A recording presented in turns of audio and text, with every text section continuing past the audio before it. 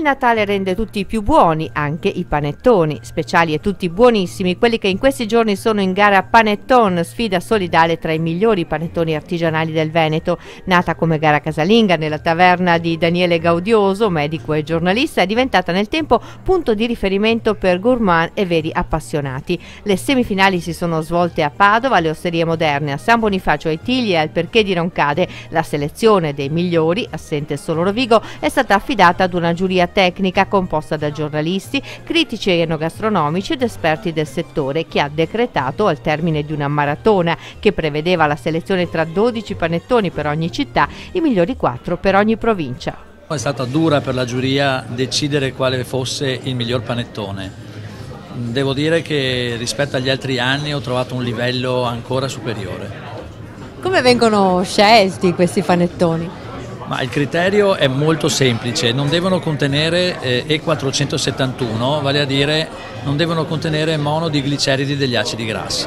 E 4 sono stati i panettoni che potranno accedere alla finale del 3 dicembre alla trattoria Ballotta. Nessun emulsionante quindi per rendere più soffice e a lungo il panettone, rigorosamente tradizionale, sono con uvetta e canditi ed ingredienti sani e di qualità, e il livello della gara è davvero molto alto. Il panettone artigianale fa la differenza, sicuramente per la qualità delle materie prime, per il tipo di lievitazione, per un po' per tutto. Anche esteticamente questa sera abbiamo visto dei prodotti con un certo appeal. I panettoni che abbiamo assaggiato stasera sono già ad un livello superiore in quanto artigianali, quindi sono... Però la legge è dura, qua bisogna scegliere.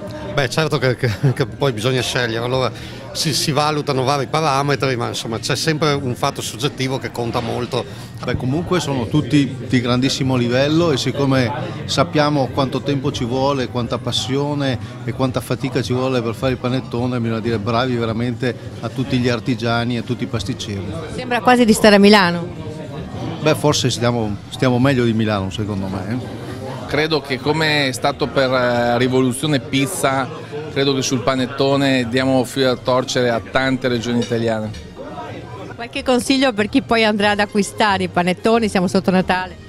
Ma, per chi ama il panettone direi meglio uno buono e gustarselo fino in fondo piuttosto che mangiare tanti panettoni magari di scarsa qualità. Iniziativa che ha anche un cuore solidale. È il secondo anno che i fondi raccolti in queste serate vengono devoluti all'Associazione Amici di Adamitullo, di Padre Bullo, è un padre salesiano che si occupa della scolarizzazione dei bambini in Etiopia. In attesa del vincitore che verrà scelto da una giuria popolare, ecco i 4 finalisti padovani. Sono il panettone del ristorante Valpomaro, il secondo della pasticceria Marisa di Arsego, il terzo è un panettone del panificio Alla Rosa di Padova e il quarto, adesso controllo, del Gardellin di Curtarolo.